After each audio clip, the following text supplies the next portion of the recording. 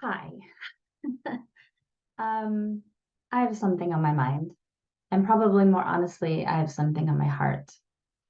And I want to preface this conversation with saying it was inspired by a phone call that I had with a friend yesterday. Now, this lovely friend of mine, it is in no way a reflection of our conversation. I just want to make sure they're separate. But when things happen in conversations for me, when I'm just kind of navigating and living life and moving through spaces, as we all do, and something catches my eye, regardless if it's well meant or innocent or any of that, I will take that experience and I will sit and I will mull it over and I will sit in it and roll around in it until I find out how I feel about it.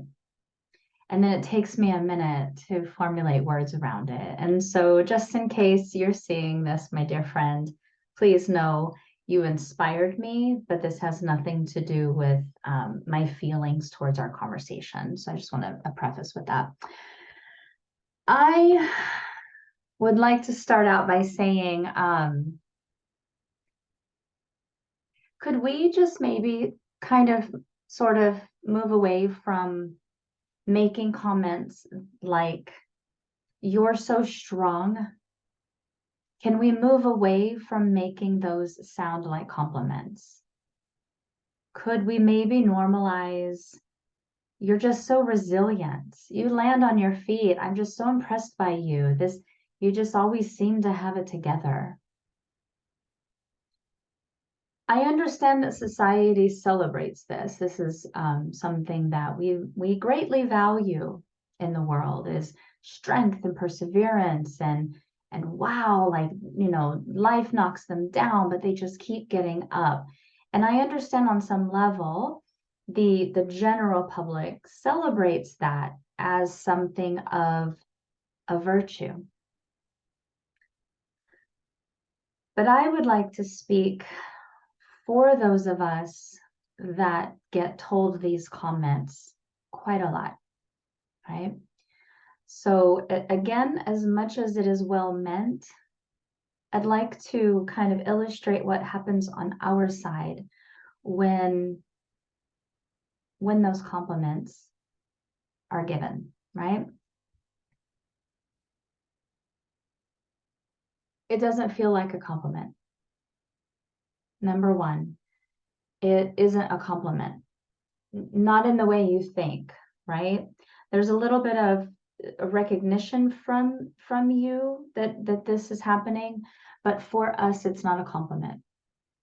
For us, and I'll speak for me, right? I'll just keep it personal because not everyone may resonate with this.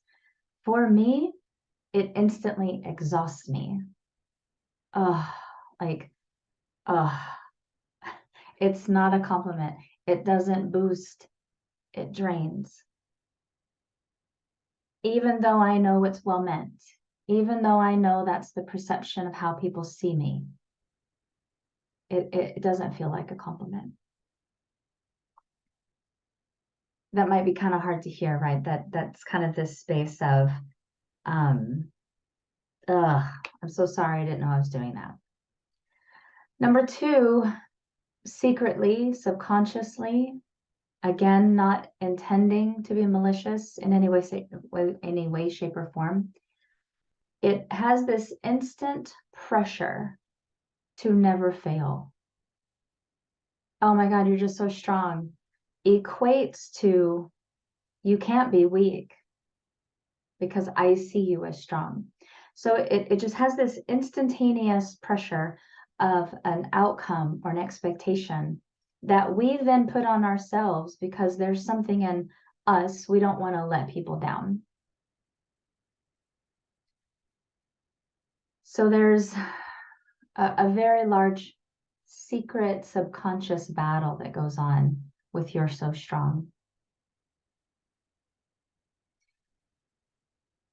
And so then when we hear it over and over again, there's a training that happens in the subconscious mind saying, "You can't ever be weak. You can't ever ask for help. You can't ever fall down." You can't ever get it wrong. You have to be perfect.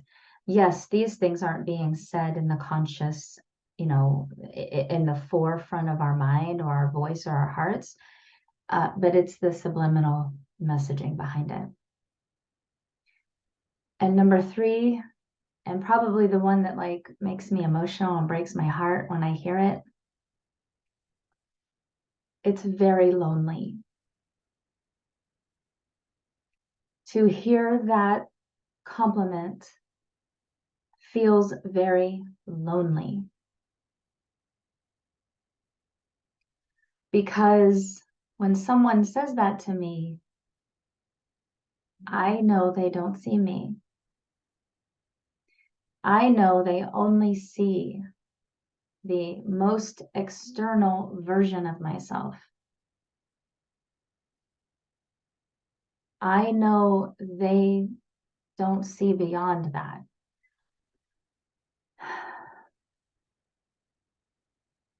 And so then it has this feeling like, imagine if we were a series of layers, like sometimes I see people's energy fields like a jawbreaker, right? So let's just even take the most common layering, which is the physical body, the emotional body, mental body, spiritual body, right? If the most external version of me is the survivor, is the strong one, it's the resilient one, because I've had to be. And if someone is only seeing that, they will think that that's all I'm about. I'm just so strong. They won't go past that layer to see the other layers. And it's very lonely.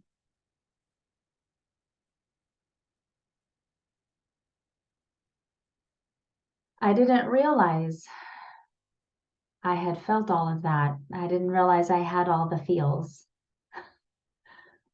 until my beautiful friend said what she said, which is a comment I've heard a million times in my life. And so many of you know that I've been dismantling the people pleaser this last month, year, couple of years. I've been working on getting out of that people pleaser mode. And so when she said, "You're just so strong," my response to her is, "But I'm fucking tired of being strong." And I didn't plan that statement. I didn't intend, if it came out sharp, if it came out harsh, I didn't intend it. For me, it was like this, the moment of truth that I had never seen before. To hear that statement of being so strong, that's what came out of me. And we talked about it, and she was lovely, and we had a really good discussion about it. But then again, like I said, I go away and I sit and I mull it over, I be with it, I steep, right? And so on one level, I feel like I want to recognize those out in the world that say that statement. And I want to honor you in your intention that it's a compliment, that you are intending to celebrate the part of us that is strong, that's resilient, that always seems to be badass, right? All of that. So I want to honor you in that, and thank you for the well-intended comment. But I would like to say to you, number one, that's not what we're all about. And the only reason we're the strong ones is because we've had to be. That's not necessarily something we want to be complimented about, truth be told. Because even as I'm doing this video and I'm being with my words, I'm being with my truth, what you don't notice, of course, it's okay that this happens, but my heart hurts. Even though there's this outward layer of what might be perceived as strength or resilience. When you get down to the candy center after the hard candy shell, what you really come down to is we're tired and it's lonely. And so my desire to have this conversation is to offer two perspectives, is to offer those that say this statement or statements like it a moment to pause for yourself the next time you feel instinctively wanting to say that to someone. The invitation is to pause for a moment and ask yourself, is that really all I see about this person? And why? Why am I not seeing more? Because that's a you thing, right? So if the perception is only about seeing the strength in someone, go deeper with that person. Who are they really beyond their strength? Because strength has to be there because it has to be there. It's not really what we want there. Where are you not going deeper with that person? And then I would like to say to those of us that have heard that statement our whole lives, I would like to, I'm just sitting in that. I would like to tell you that I see you, that I know you, that we are one in this. And as I develop my awareness around this conversation, what I'm understanding now is I also too must be willing to show people another side. If they've only ever seen the strength in me, am I not allowing them, or am I not allowing myself to be any other version of myself? Where am I not giving them room to see the other layers? You know, sometimes strong ones get labeled that because it's how we lead. It's the one outfit we use in our lives. And so if someone only ever sees us wearing that one outfit, then that's all they'll ever see. So where I'm asking those out there to question and challenge themselves around their capacity to see something else, our challenge is to be in the ability and the willingness to stretch our capacity to let them see something else, to show up authentically how we are, to let them see our vulnerabilities, to ask for help when we need it, to be okay, outwardly be okay with our missteps and mistakes. And so what I'm starting to notice is that it's being this really beautiful relationship between the strong ones and the ones that see the strong ones, right? So we can't, it's no one person's fault that this is happening. We are in agreement that, oh, I am the strong one. I'll always be the strong one. Great. That's how I always see you. Perfect. That's what I'll always be. So to break that down, to normalize the facade, the breaking down of the facade that that's all we are, we have to show more of who we are. We have to be willing to let people see other sides of us, or they'll only ever see that side of us. And so then on our side, there's accountability there. There's some really good inventory and some good questions of like, oh, maybe that's all I'm showing them. Maybe that's why they only ever see that side of me.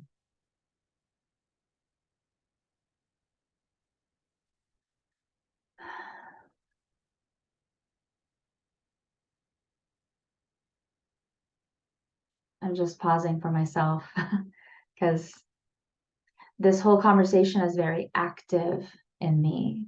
And the timing is important for me. And it's always my desire to offer these conversations for you to see where you are in them.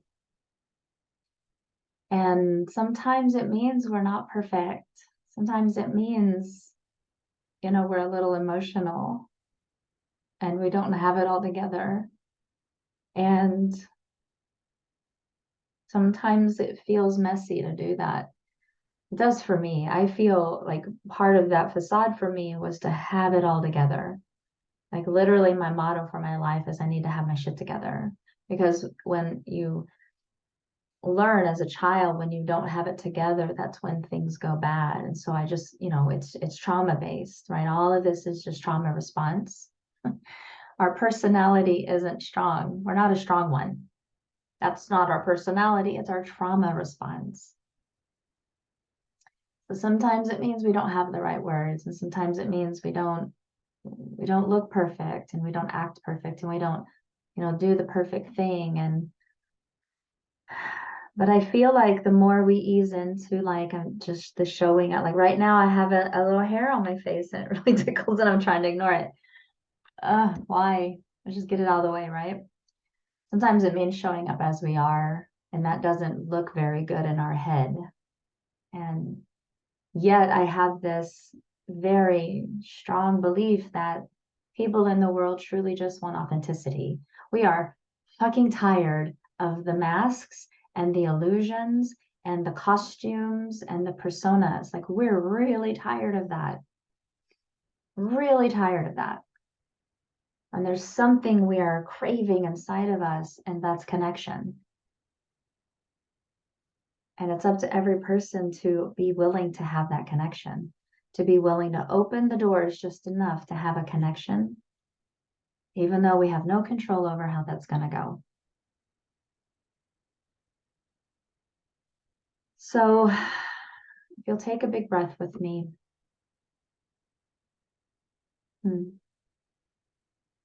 Wherever you're finding yourself on this spectrum of conversation, whether you're one that says it a lot, one that hears it a lot, and you might actually be both.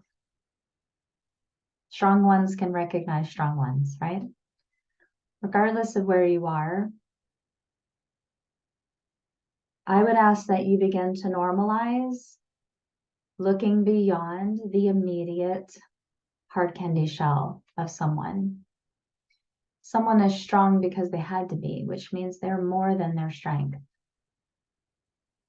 Someone is resilient because they had to be, but they are more than their resiliency.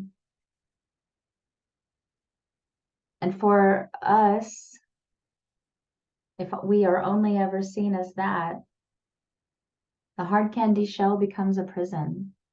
And we're very lonely in here because people aren't willing, they're not aware, or they're not capable. Like there's a lot of variables as to why, but sorry, I need a drink.